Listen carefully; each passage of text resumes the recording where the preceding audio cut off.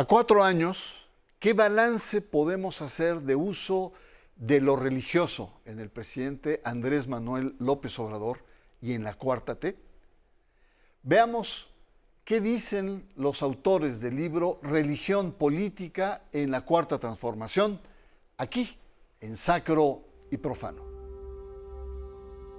Ya sea por razones de cálculo político, para atraer a sus movimientos a diversos contingentes de creyentes, ya sea por una verdadera convicción personal acerca de la necesidad de purificar el país, a través de moralizar la vida del país, desde el tejido social hasta las élites políticas, el hecho es que el presidente Andrés Manuel López Obrador ha sido un actor central en el regreso de la religión a la vida pública en México. Desde antes de la campaña electoral de 2018, López Obrador ha convertido lo religioso en un activo político. Sus continuas incursiones a textos sagrados nos colocan ante un presidente convertido por momentos en un predicador. No solo por las invocaciones bíblicas, sino porque pareciera responder a un llamado divino para salvar la patria. El libro Religión y Política en la 4T analiza en 2 ensayos numerosas interrogantes sobre el aparente regreso de lo religioso al ámbito público. Religión y Política en la 4T es un libro de cerca de 300 páginas, escrito por académicos, investigadores y periodistas, y editado por la Universidad Autónoma Metropolitana y Juan Pablos Editor. Muy buenas noches. Analizar el comportamiento de la clase política es un ejercicio arriesgado. Los políticos cambian, son caprichosos, pero también los intereses. También cambian. El presidente López Obrador, desde su campaña del 2018, quizás hasta antes, abordó lo religioso desde el ideal de un orden moral. A 4 años de su mandato, ¿qué balance podemos hacer?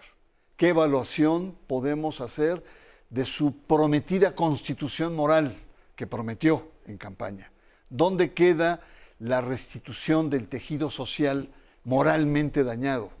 El papel de los evangélicos y los católicos en la Cuarta Transformación. En fin, son muchos temas que son abordados en un estupendo libro colectivo que se llama Religión y Política en la Cuarta T, coordinado, entre otros, por Carlos Garma, aquí presente, Ariel Corpus, aquí presente, y por María del Rosario Ramírez, que está en Guadalajara y seguramente nos está viendo. Gracias, Carlos, gracias, Ariel, por su presencia aquí. ¿Y por qué analizar a 4 años de distancia el comportamiento de lo religioso y lo político en el escenario de la vida política del país? Sin duda, el gobierno actual es singular, es una administración que se ha destacado por su gran originalidad en los planteamientos y su ubicación. Por una parte, se considera a sí mismo claramente como un gobierno de izquierda, probablemente el gobierno más afiliado a la izquierda desde por lo menos Lázaro Cárdenas, por lo menos dentro de las concepciones propias que maneja la 4T, en la cual continuamente hace referencia a esta ubicación como un grupo de izquierda. Pero a la vez, Andrés Manuel López Obrador ha usado continuamente símbolos religiosos y buscó la alianza de un partido que tenía claramente una orientación religiosa muy precisa, que era el Partido Encuentro Social, ¿no? El partido que tenía muy evidentemente desde las palabras y las acciones de su fundador, Hugo Eric Flores, una orientación hacia los creyentes evangélicos, particularmente los pentecostales. Esto es un elemento que hace bastante singular esta orientación de López Obrador y que exige claramente un análisis, ¿no? Y por eso considerábamos que era importante hacer en este texto un balance desde muy diferentes perspectivas de la orientación, el desempeño y los resultados que ha tenido tanto el gobierno de Andrés Manuel López Obrador como lo que él le ha llamado la 4T. Por eso el libro le pusimos también Religión Política en la 4T, porque hay un esfuerzo que creo que es necesario de ver que la orientación hacia esta temática no es exclusivamente hacia la persona de López Obrador, sino hacia todo el grupo de lo que se han autodenominado entre ellos la Cuarta Transformación. Y conflictos también, porque muchos sí, miembros de entre izquierda ellos son seculares, ateos, Exactamente. agnósticos y no vieron, y por supuesto no vieron también la alianza con el PES. Sí. Ahora, Ariel, el tema de esto que planteas, ¿no? Un presidente que entra con un discurso que a muchos nos descoloca, un discurso muy religioso, cita la Biblia, pasajes, ¿no? Se dice seguidor de Jesús, cita el nigromante, en fin. Ahora, vemos que el uso religioso en lo político no es tan novedoso, de diferente manera. Carlos Salinas, a través de las reformas del 92, incorpora la institución católica, incluso en el andamiaje de gobernabilidad. Fox y Calderón abren las agendas y entran incluso grupos de ultraderecha al interior de los gobiernos. El mismo Calderón abre las puertas a Casa sobre la Roca, un grupo conservador evangélico. ¿Qué característica diferente ves en la Cuarta Transformación, en ese uso de lo religioso en la política? Bernardo, primero, pues buenas noches, gracias por la invitación. En efecto, estamos creo que ante un escenario un tanto diverso, en el cual tanto los actores políticos como los actores religiosos han ido construyendo una agenda similar en cuanto al uso de lo religioso, en cuanto a lo religioso en el espacio público. Pero creo que una característica interesante de Andrés Manuel López Obrador es que lo ha venido, o lo hizo desde la propia campaña, ¿no? Y mandó como algunos signos, algunos símbolos a partir de ahí, y trató de incorporarlo, en efecto, en algunas temáticas, ¿no? En algunas quizá políticas públicas, quizá en algunos discursos, desde luego, y sobre todo en acciones, ¿no?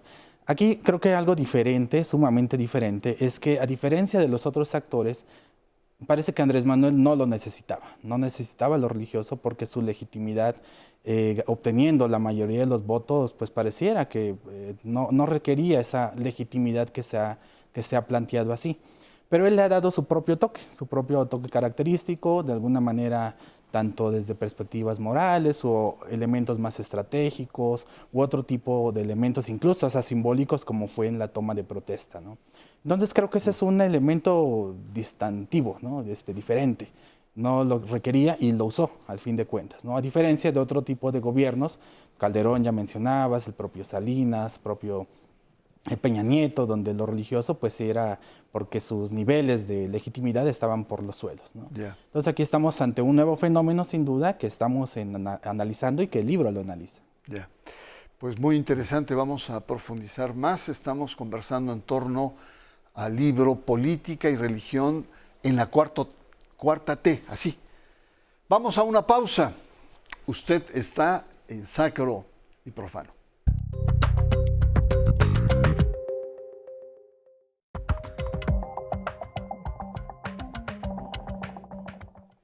Regresamos, estamos revisando el libro Política y Religión en la Cuarta Transformación.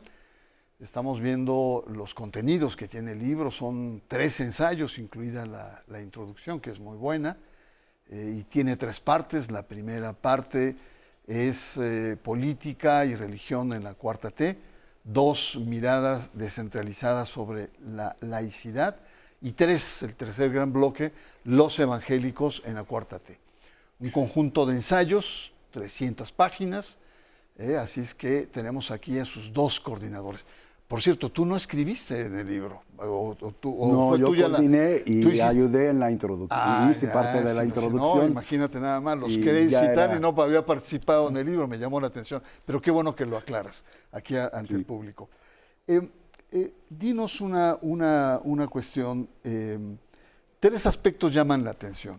Uno es la atención del uso a veces exagerado, sobre todo al principio, del presidente sobre lo religioso en su discurso político y sobre todo los usos de los símbolos, ¿no? Y aparecía en ceremonias, ¿no? Hasta ceremonias santeras en algunos casos, etc. Dos, la irrupción evangélica en la vida pública, que es otro elemento fundamental. Y tres, la necesidad que vamos a abordar con Ariel más adelante sobre el tema de la laicidad. Son como tres ejes que están ahí en el libro que me parecen muy interesantes. De esos tres, ¿con qué te quedas? ¿Cuál abordas? Yo creo que un elemento realmente muy importante, muy distintivo que señalamos en la introducción fue el caso del PES. Fue el caso del Partido Encuentro Social, que desde el inicio de la campaña donde se conforma el grupo Juntos Haremos Historia, donde está Morena, el PT y el PES, estaba esta idea de que iban a conformar una nueva coalición, una nueva forma de hacer política en México, permitiendo una expresión por primera vez más abierta de colaboración entre un partido político y una expresión religiosa. A pesar de los esfuerzos de rescatar al PES, 2 veces perdió el registro, tanto como Partido Encuentro Social como Partido Encuentro Solidario. Y hay que señalar muy explícitamente que si el PES fracasó fue porque los creyentes evangélicos no votaron por él. O sea, al final, la idea de un partido religioso fue rechazado por la sociedad mexicana, inclusive por aquellos con los quienes iban dirigidos. Y esto sí impactó claramente en Andrés Manuel López Obrador y bueno, también en Morena, aunque en Morena ya había una fuerte resistencia a incorporar al PES. Y esto es algo que va a tener impacto en todo Latinoamérica, porque esta vía que se había escogido de crear partidos políticos evangélicos, se ve que en México claramente fracasó.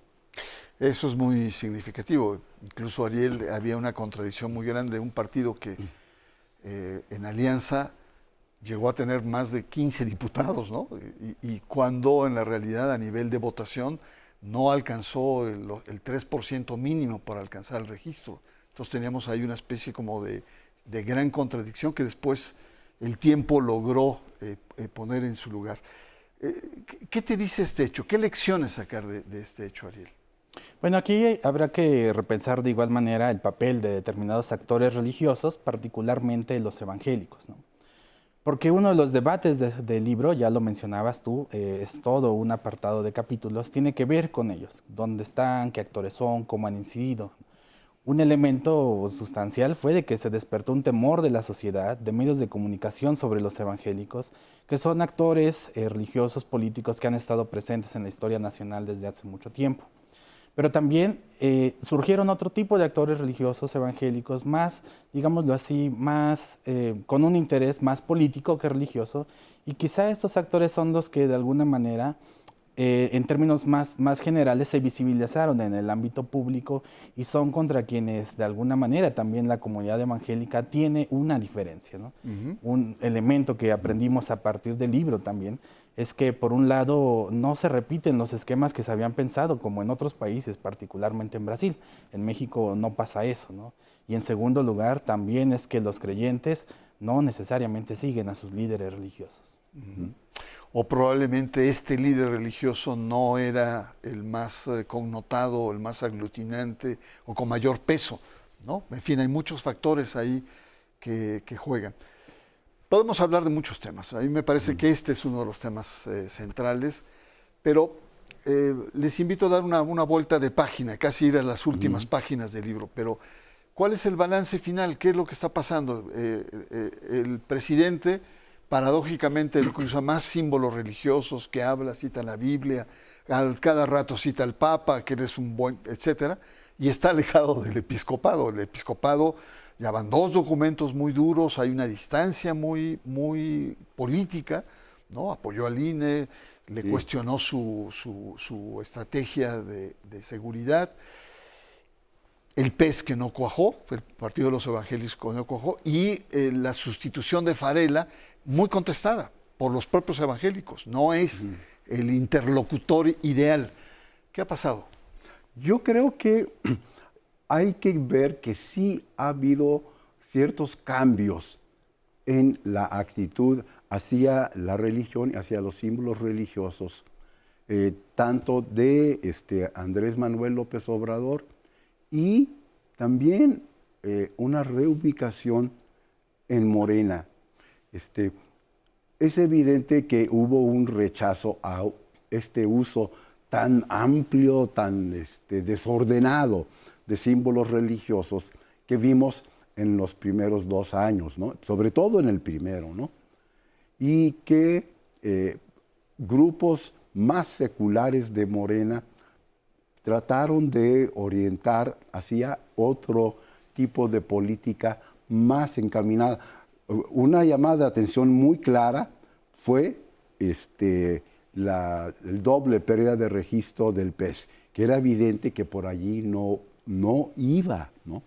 Y aunque López Obrador nunca menciona en sus mañaneras que va a cambiar de orientación, sí lo ha hecho, por lo menos en este campo. Sí. ¿Cómo interpretas, por ejemplo, cuando él rechaza esta iniciativa de cambio a la ley de asociaciones religiosas promovida por Monreal? Que dijo, sí, no podemos llegar a eso. Se estaba entregando demasiadas concesiones, sobre todo a la Iglesia Católica. Y él dijo, a ver, paremos. Sí, eso fue precisamente uno de los elementos que nos influyó para hacer el libro. Mira. Ante ese cambio. Ajá. Y era evidente que él no estaba de acuerdo con ciertos sectores de Morena que querían impulsar un cambio rápido, un poco para buscar mayor popularidad. Audiencias. Sí, claramente sí, Ricardo Monreal sí. y su grupo. Y a lo largo ha ido cambiando y reorientándose. Un ejemplo muy evidente, en un primer momento se abra un poco en el vacío, un poco así, idealmente, de restituir el tejido social, de buscar un campo de colaboración, pero no queda muy claro. Ahora, actualmente, la Subsecretaría de Asuntos Religiosos está impulsando la colaboración de iglesias con grupos del gobierno en la atención a la búsqueda de personas desaparecidos. Este es un campo donde han encontrado un gran elemento de colaboración. A mí me han invitado a algunos de sus eventos y se ve ya allí un enfoque mucho más orientado claramente por Alejandro Encinas, ¿no? Sí. Ahora, ve. Ariel, aquí encontramos una especie como de contradicción que ustedes también lo señalan en el libro, y es el tema de la laicidad. La laicidad para algunas cosas es muy abierta, más laxa, y en otras no. Por ejemplo, estas colaboraciones de las iglesias han causado escándalo en los espíritus seculares. ¿Cómo es posible que el gobierno colabore no solamente, sino en programas de juventud, programas de tejido social, programas estos sobre desaparecidos? Tú en tus ensayos planteas que hay que repensar la laicidad frente a esta nueva circunstancia. Cuéntanos brevemente de qué se trata. Así es, hay que decir en primer lugar que el marco laico es importante, pero no por ello se puede dejar de cuestionar, ¿no? En efecto, la laicidad mexicana está sentada sobre un andamiaje histórico desde hace más de 100 años, en ese sentido es liberal, pero también es católico-centrista. Y además funciona restrictivamente frente a unas minorías religiosas que están en exigencia de participación social y muy abiertamente con todo lo que tiene que ver con la tradición judeocristiana y particularmente la católica. Por eso, cuando minorías religiosas que no son católicas entran al escenario público, las alarmas se prenden. Pero cuando hay acciones católicas, parece ser que son elementos culturales, ¿no? Cuando planteamos el asunto de repensar la laicidad, por lo menos pienso en 2 cosas, ¿no? Hay que descentralizarla. Hay fenómenos sociales donde lo religioso está teniendo presencia con lo público y no le hacemos caso.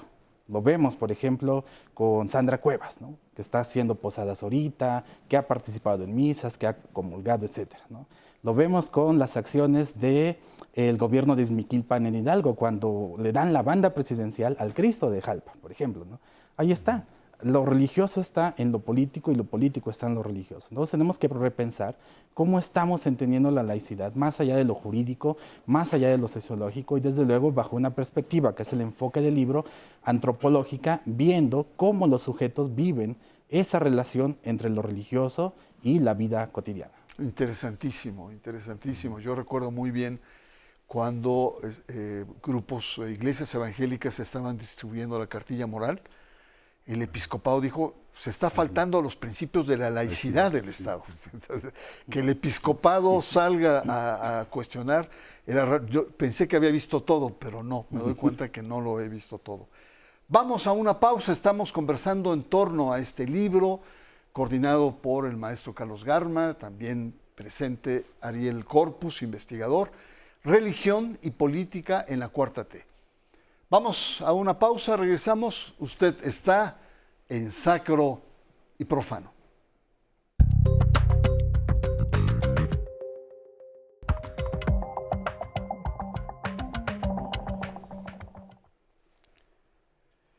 Regresamos, nuestro último bloque conclusivo. Estamos analizando el libro, o presentando, conversando, porque el tema da para mucho. Religión y Política en la Cuarta T. Yo les preguntaría ya en este tramo final, ¿por qué leer ese libro? Y empezaría contigo, mi querido Ariel. ¿Por qué hay que leer el libro que ustedes han coordinado? Bueno, porque son cosas que nos atañen a todos los mexicanos, son cosas que son de interés público y además de estar informados, desde luego, son debates en donde la participación de la ciudadanía es indispensable estar ahí presente, ¿no? Y también son cosas que en la vida cotidiana la gente lo vive de un modo o de otro y que puede confrontar con lo que puede existir bajo el análisis social que hacemos. Ahí está. Carlos, tenemos un público muy especializado en materia religiosa, muy exigente. ¿Tú qué le dirías a ese público? ¿Por qué leer el libro que has coordinado? Es un libro que fue hecho para ser discutido en la actualidad. Evitamos tocar demasiado temas teóricos y que queríamos enfoques prácticos sobre las situaciones que están sucediendo en este momento, sobre el problema de la religión y la política, no solamente desde el centralismo, sino desde las fronteras, desde las cárceles, desde los distintos espacios en donde se dan esta confluencia y esta polémica sobre el uso de política y religión, que son como dos hermanos que no se llevan, pero que están unidos siempre, ¿no? Que no pueden vivir separados. No pueden vivir separados, y creo que es un tema de debate indispensable en estos momentos.